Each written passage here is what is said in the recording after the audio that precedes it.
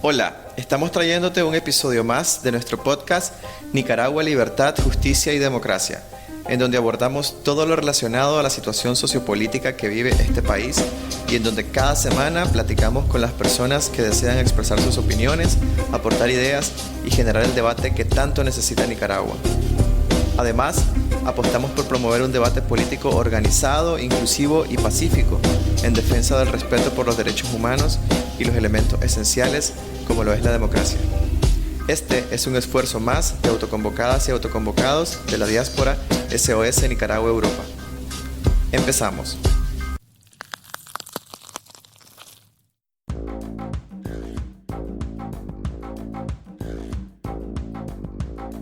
Hola y bienvenidos a este nuevo episodio de nuestro podcast Nicaragua, Libertad, Justicia y Democracia. Nuevamente les saluda Edwin Cáceres desde Barcelona, miembro de la diáspora SOS Nicaragua Europa.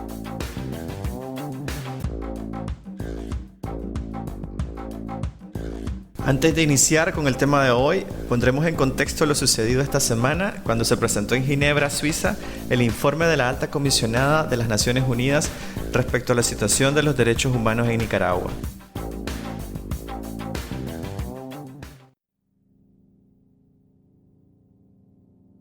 Este informe, que se presenta de conformidad con la resolución 40/2 del Consejo de Derechos Humanos, muestra el panorama general de la situación de los derechos humanos en Nicaragua del 19 de agosto de 2018 al 31 de julio de 2019 y toma como base la información recopilada por la Oficina de la Alta Comisionada de las Naciones Unidas para los Derechos Humanos en Nicaragua, así como en Panamá y Costa Rica, a través especialmente de entrevistas realizadas a refugiados y migrantes nicaragüenses y entrevistas a distancia.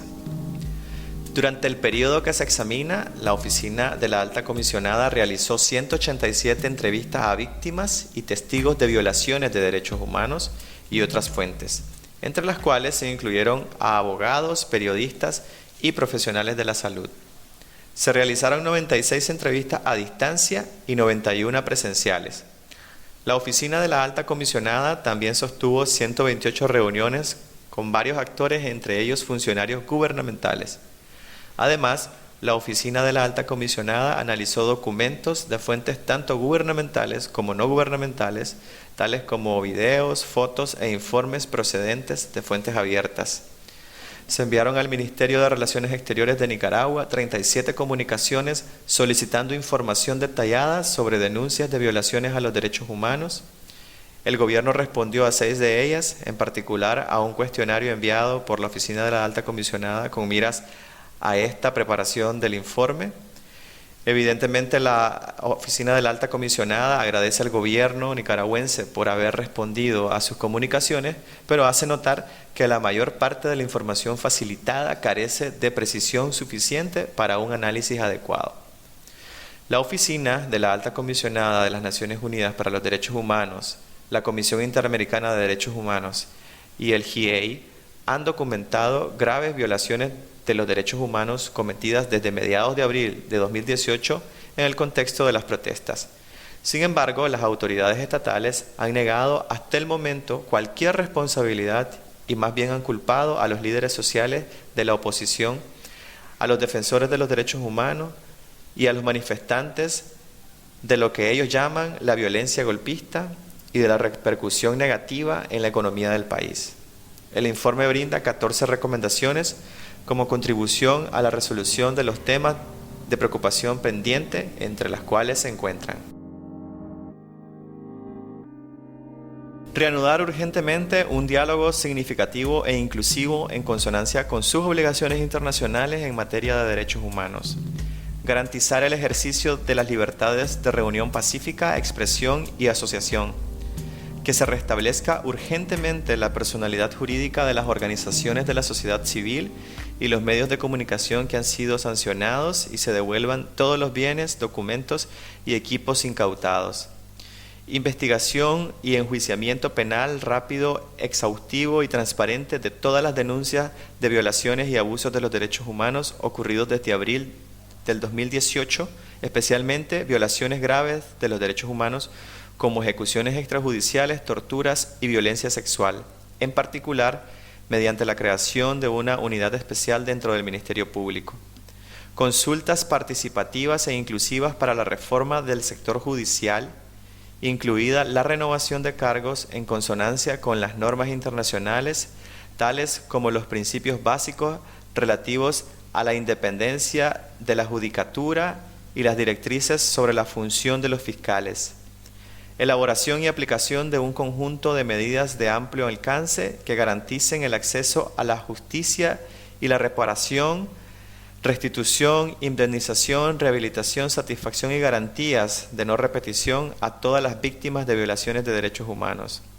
Desarticulación y desarme de los elementos armados progubernamentales y reforma general del sector de la seguridad, incluida la investigación de antecedentes en materia de violaciones de derechos humanos. Adopte medidas inmediatas para poner fin y prevenir eficazmente los actos de tortura y malos tratos en custodia, incluida la reclusión prolongada en régimen de aislamiento. Lleve a todos los autores ante la justicia y garantice la reparación a las víctimas. Ponga fin a las detenciones arbitrarias y libere a todas las personas privadas arbitrariamente de libertad en el contexto de las protestas o por manifestar opiniones críticas con el gobierno. Claro, todas estas recomendaciones deberán establecerse con el apoyo de la Oficina de la Alta Comisionada y su cooperación técnica, así como con la asistencia de las instituciones regionales de derechos humanos. Durante la presentación de este informe estuvieron presentes estudiantes, activistas y presos políticos que han sufrido de primera mano las violaciones de sus derechos por parte de la dictadura Ortega Murillo. Victoria Obando, Edwin Carcache, Amaya Coppens y Josefa Mesa, representando a las Madres de Abril, a la que el régimen le asesinó a su hijo durante las protestas, fueron algunos de los que estuvieron dando voz a los que no tienen la posibilidad de expresarse. ¿Cuál es la misión en Ginebra? Fue una de las preguntas que Geray, del equipo de difusión de SOS Nicaragua Europa, les hizo a los antes mencionados. Escuchemos a Amaya Coppens.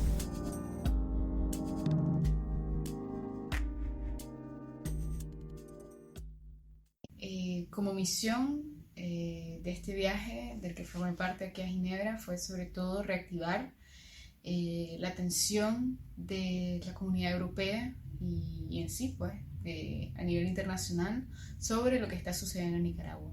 Porque la realidad nicaragüense hemos visto que ha quedado bastante relegado. Estamos viendo con bastante preocupación la realidad de los exiliados que en diferentes países están viviendo pues en situaciones precarias, y no solamente eso, sino que también están siendo detenidos, cuestionados y en algunos casos incluso regresados a Nicaragua, donde las autoridades nicaragüenses lo están esperando para llevarlo directamente a las cárceles. Entonces es sobre todo eso, además pues de llevar también el enfoque de los diferentes sectores, contar un poco de nuestras realidades, lo que vivimos como presos políticos, lo que todavía siguen viviendo, los más de 130 presos que todavía están en la cárcel como presos políticos, además de lo que estamos viviendo como estudiantes con toda esta crisis, lo que estamos viviendo en general por alzar pues nuestra voz, el asedio, las amenazas constantes. Entonces esto pues fue principalmente el objetivo de esta gira, denunciar todo esto e intentar conseguir más apoyo pues, para Nicaragua en general y para la comunidad nicaragüense. Asimismo, se les preguntó si han quedado satisfechos con lo que se ha logrado, a lo que Edwin Carcache respondió. Hasta el momento hemos visto una gran victoria internacional de parte de la oposición, de parte de nosotros que estamos alzando nuestra voz en temas de derechos humanos. Sin embargo, hay mucho trabajo por hacer, mucho trabajo por recorrer. Esperamos de que estas incidencias de este mes de septiembre podamos hacer mucho más adelante, en un futuro, para que los demás estados se sigan uniendo a nuestro clamor, este clamor de libertad, este clamor de una verdadera paz. Vamos a seguir conversando con organismos internacionales, tanto de derechos humanos como algunos estados, para que sigan presionando al régimen de Ortega y se siga castigando a los violadores de derechos humanos. Victoria Obando responde a la pregunta. ¿Cuáles son los pasos a seguir? Los pasos a seguir para nosotros, los nicaragüenses, tanto dentro de Nicaragua como en el exterior, son seguir organizándonos de mejor manera y seguir denunciando al régimen en cuanto a la represión que estamos viviendo, en cuanto al asedio, en cuanto a la desfragmentación de los derechos humanos que tenemos como nicaragüenses, para organizarnos, para exigir, para demandar al gobierno y al Estado transparencia, justicia, libertad y sobre todo democracia. Seguir aportando con evidencias contundentes a el informe que se tiene que actualizar en marzo 2020 para que generemos una verdadera demanda con pruebas suficientes para que podamos condenar todos los crímenes que se cometen en contra de los nicaragüenses. Podamos procesar a Daniel Ortega porque él tiene que pagar con cárcel los crímenes de lesa humanidad que se han cometido en nuestro país. También estos jóvenes activistas autoconvocados mandaron un mensaje a la comunidad nicaragüense en Europa. Invito a la comunidad nicaragüense que se encuentra en Europa a que sigamos luchando por la libertad de Nicaragua, por la libertad de los presos políticos, por una verdadera democratización. Así que hay que seguir pendiente de la situación muy de cerca. Podemos algunos haber estado durante mucho tiempo fuera del país, es comprensible, pero hoy Nicaragua lo necesita. Hoy hacemos un SOS, un llamado internacional para que por favor ayuden a liberar a nuestros hermanos secuestrados políticos, a una verdadera justicia, una democracia que tanto queremos, que tanto soñamos.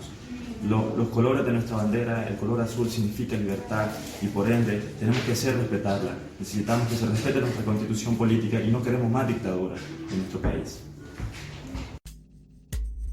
Quiero recordarles que esta es una iniciativa que surge de autoconvocadas y autoconvocados de la diáspora en Europa, que es un espacio abierto para todos los que deseen participar sin ninguna censura, pero siempre en el marco del respeto a las creencias y opiniones de los demás.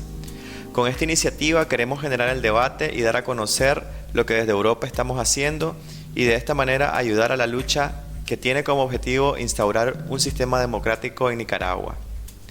Hoy estaremos analizando las modalidades de desobediencia civil, un tema muy importante en la lucha cívica y pacífica que se está llevando a cabo en contra de la dictadura Ortega Murillo.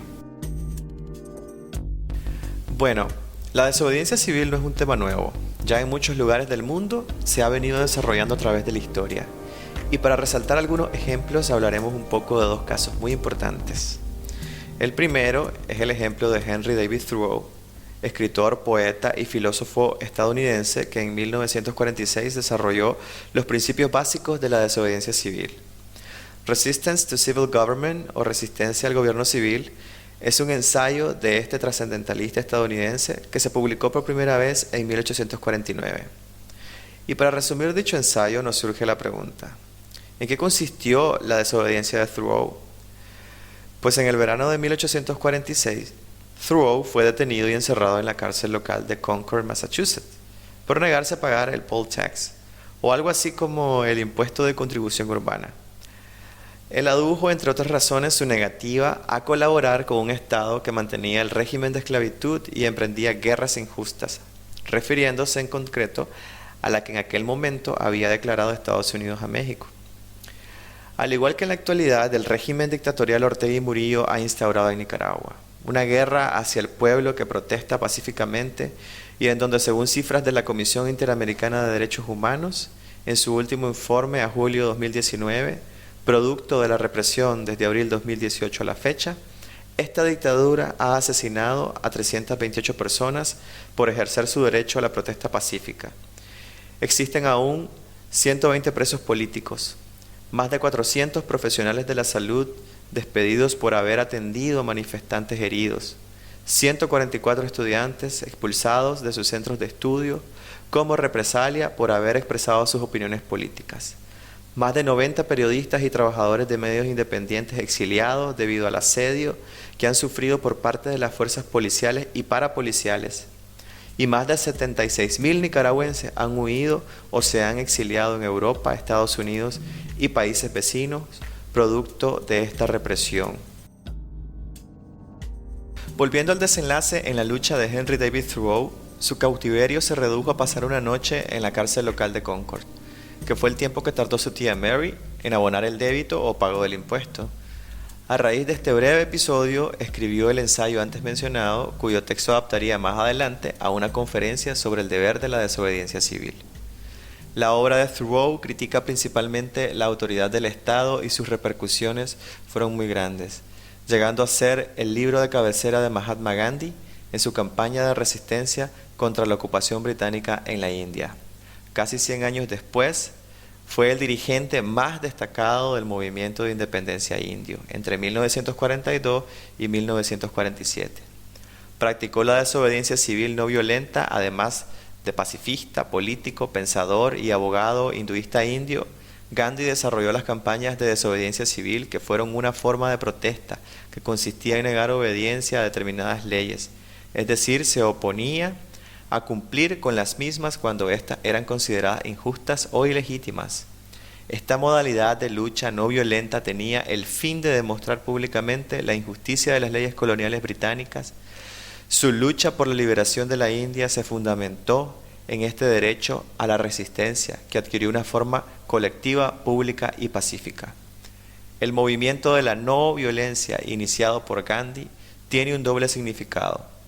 Por un lado, la renuncia al uso de la fuerza y por el otro, la disposición a asumir sacrificios. En Nicaragua, desde abril 2018, hemos asumido también muchos sacrificios y que al igual que el movimiento de la no violencia de Gandhi, los nicaragüenses hemos estado desarrollando a favor de la liberación de los presos políticos, reparación a las víctimas, la no repetición y sobre todo por una Nicaragua libre con justicia y democracia. La obra de Thoreau también influyó en Martin Luther King y en su lucha no violenta en defensa de la no discriminación de la población negra en Estados Unidos, que lo podríamos considerar también como uno de los casos más relevantes en los que influyó Thoreau. Y entrando en el contexto nicaragüense, podemos hacer referencia a los llamados a realizar algunas acciones de desobediencia civil promovidas por distintos sectores, como por ejemplo los miembros de la Academia de Ciencias de Nicaragua y la Academia Nicaragüense de Ciencias Jurídicas y Políticas, que recomendaban en mayo del 2018 la desobediencia civil como medida de presión al régimen de Daniel Ortega.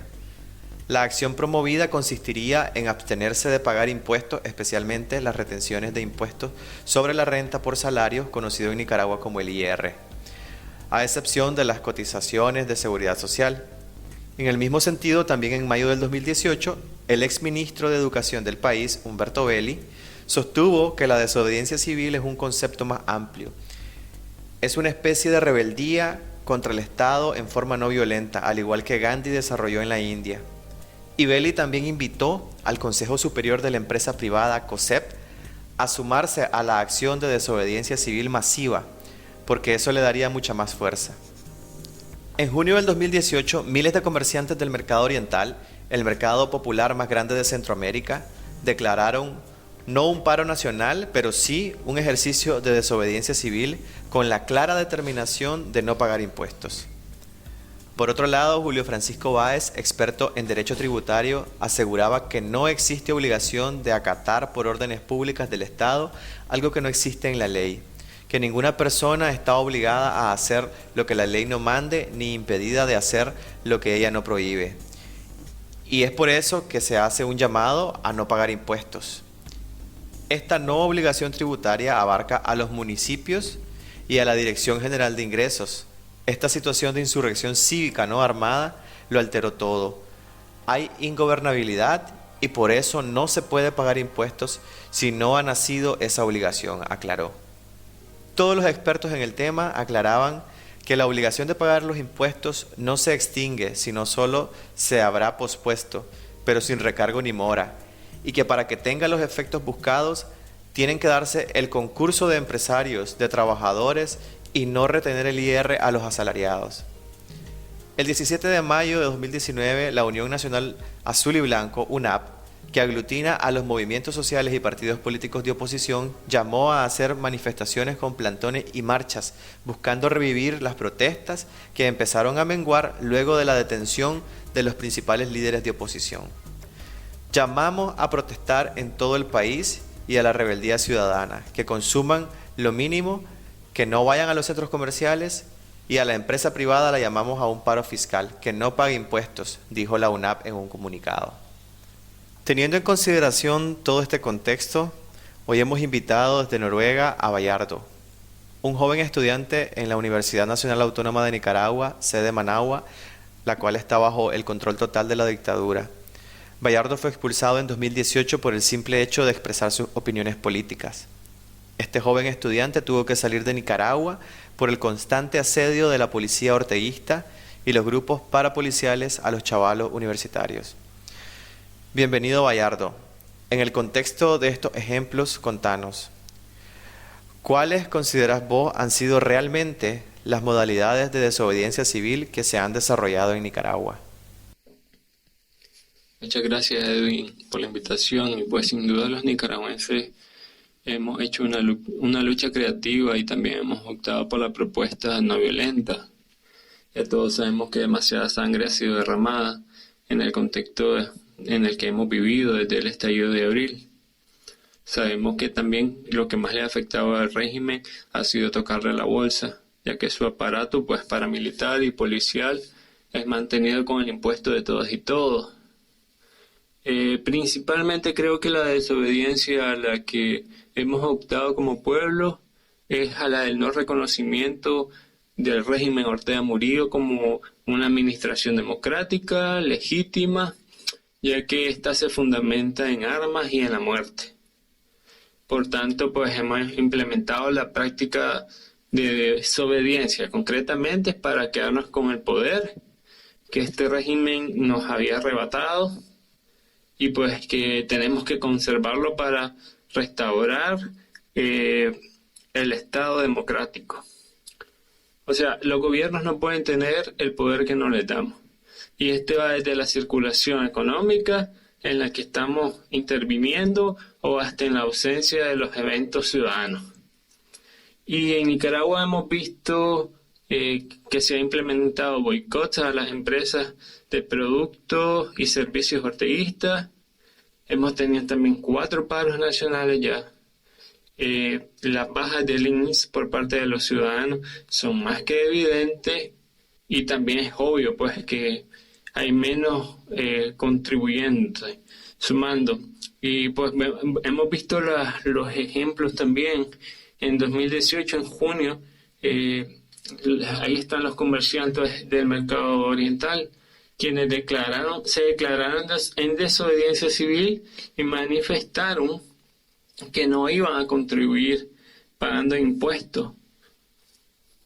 Un gran sector de la población estudiantil está en desobediencia académica. Un centenar de chavalos no estaban asistiendo a las universidades públicas.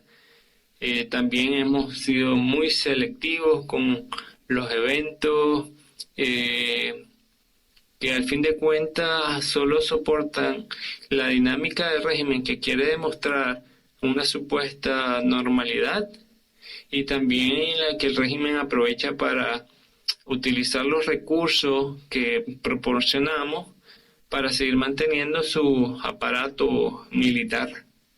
Bayardo, ¿y qué opinión merece la desobediencia civil en Nicaragua? ¿Crees que hemos puesto todo nuestro esfuerzo para desarrollarla? Bueno, ahora que me lanzas esas 2 preguntas, yo también quiero lanzar una.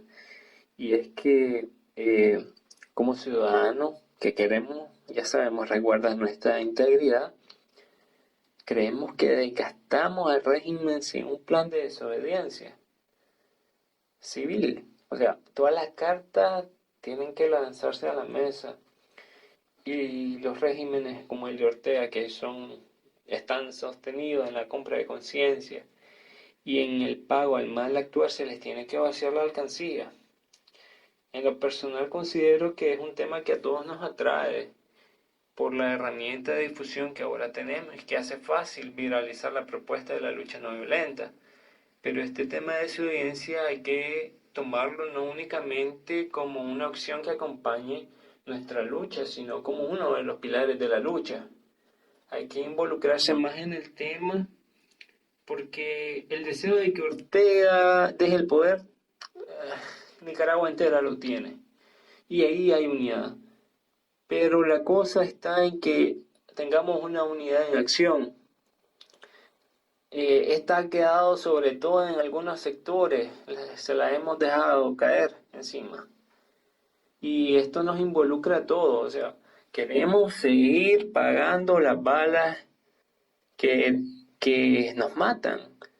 Queremos seguir pagando a los paramilitares que nos secuestran. Es ahí en donde todos tenemos que preguntarnos, porque ya es momento de que nos organicemos mejor y que realmente pongamos más de nuestro esfuerzo. Muchas gracias, Bayardo, por tu participación y les invitamos a dejar sus comentarios respecto a la desobediencia civil en nuestras redes sociales, ya que cada punto de vista es importante en el desarrollo de nuestro objetivo principal, que es la inclusión de todas las opiniones que ayuden a comenzar a crear una nueva cultura de debate y de generación de opinión diversa en la nueva Nicaragua que creo que todos soñamos, pero que no solo debe quedarse en un sueño, sino que debe empezar a formarse a través de objetivos y acciones a cumplir a corto plazo. Tenemos que ganarle esta batalla al régimen dictatorial, a la ignorancia, al fanatismo, a las mentes cerradas, que son las que al final formamos el círculo vicioso de las dictaduras en nuestra región. Todo esto me hace reflexionar cuando hace unos meses comentaba con Octavio, un amigo muy importante en mi vida y que probablemente nos escuche desde Madrid, que me hablaba de cómo los seres humanos tenemos miedo a ser libres y que si trasladamos las palabras del psicólogo social y filósofo humanista Erich Fromm al contexto nicaragüense, este tipo de regímenes dictatoriales no son más que una expresión política del miedo a la libertad. No es un fenómeno accidental de un momento de un país determinado, sino que es la manifestación de una crisis profunda que abarca los cimientos mismos de nuestra civilización. Esos cimientos que en resumen son nuestra cultura de bipartidismo, de poner y quitar caudillos, mal llamados de izquierda o de derecha, y que han hecho tanto daño a Nicaragua. Esta cultura es la que, en mi opinión, debemos cambiar y fomentar la cultura del cuestionamiento a la clase política, sea de la corriente que sea, que al fin y al cabo son únicamente servidores públicos que tienen que estar de paso por ese puesto de trabajo que ocupan y que tienen que servir al pueblo nicaragüense siguiendo las leyes y mandatos de nuestra constitución política.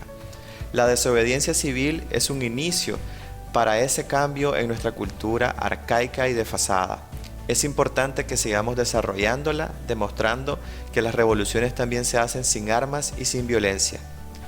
Esto ha sido todo por esta ocasión y en el próximo episodio estaremos conversando respecto a la lucha cívica que también han desarrollado los artistas nicaragüenses. Gracias por escucharnos.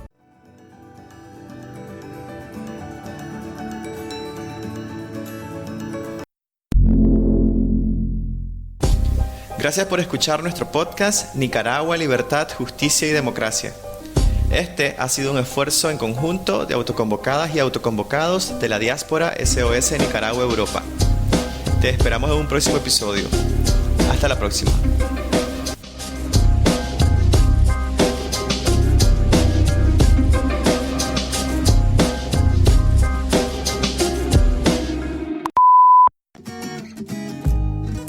Si quieres escuchar más debates sobre la situación sociopolítica que vive Nicaragua, recuerda suscribirte y buscarnos como SOS Nicaragua Europa.